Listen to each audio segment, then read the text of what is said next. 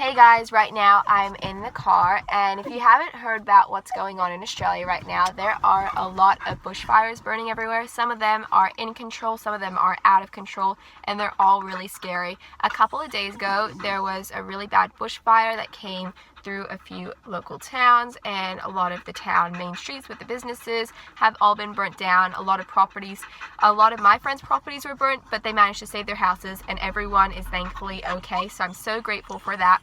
But apparently on Saturday, it is meant to be catastrophic. It is meant to be a terrible day. The winds are meant to be really strong. It's meant to be really scary. So right now I'm in the car.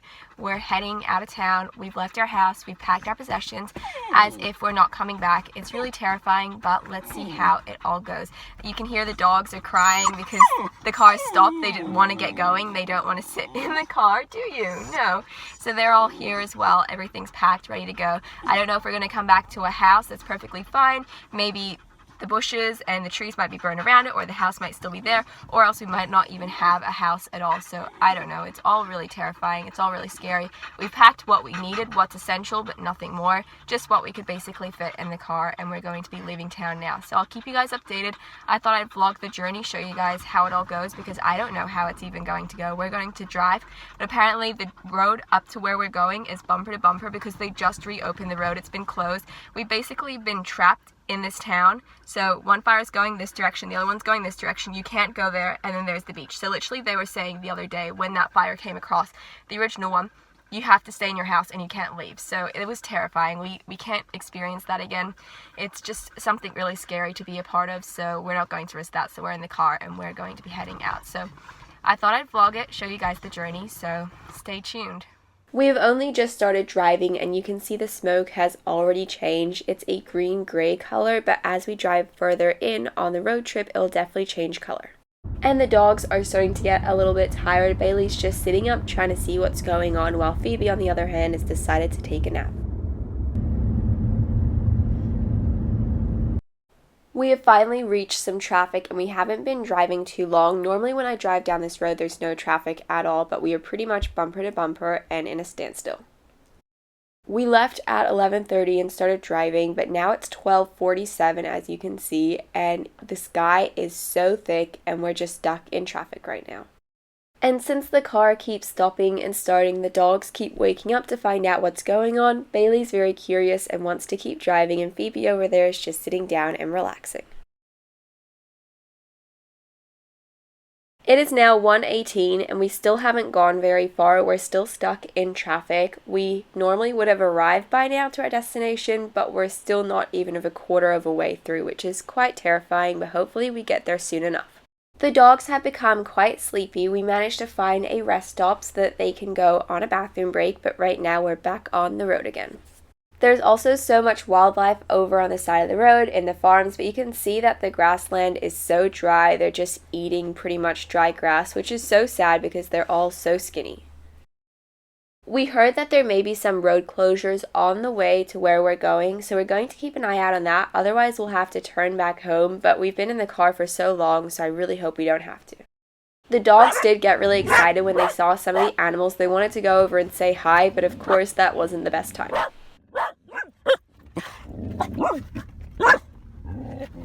Right now we're driving through a lot of trees, so it is quite hard to see because there's no sun and the air is so thick, but once we drive past these trees, the road should be a little bit clearer. It is 4 o'clock and we just found out through the fire app that we are driving right next to a grass fire, so we're driving through a fire right now. The sky is definitely starting to become a lot thicker, the smoke's thicker, it's starting to get harder to breathe, and we're just driving through it, and they said they might close the highway off, but we're just going to keep driving until they tell us we can't drive anymore. And if you saw from the other clips before, you could see the view from outside the window, but now the smoke has become so thick you can't even really see the farms or anything like that over on the other side.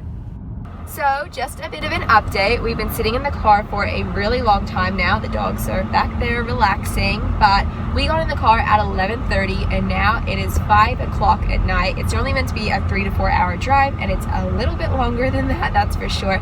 We have gone through different rest stops, let the dogs have a little bit of a wander around because, you know, sitting in a car is quite hard for a long period of time, especially for the puppy over there. She's asleep. She's definitely not too happy about the trip, but she just keeps sleeping, so it should be okay. But we are nearly there. I'd say maybe 1 to 2 more hours, depending on how long the traffic is. I really can't tell because it just goes bumper to bumper, you can't move, and then there's suddenly a break of no cars at all, and then you get to the next town and the same thing happens. So it just keeps going like that. We'll see how it goes. If you see the weather behind me, it's just completely cloudy and there's no sun at all. It's just smoky. It's really terrible. But when we were driving, there was a grass fire that started up, and they nearly blocked off the highway so we couldn't get through. But I think 10 minutes after we went through the highway, they actually blocked it off. I'm not exactly sure. I'll have to double check on that, but there were rumors saying that they were blocking it. There were a lot of police and firefighters driving past, so hopefully they managed to clear that out because it was out of control, and they don't want people driving on the highway. Obviously, if the fire can actually get to them, if it's out of control, it can be quite dangerous.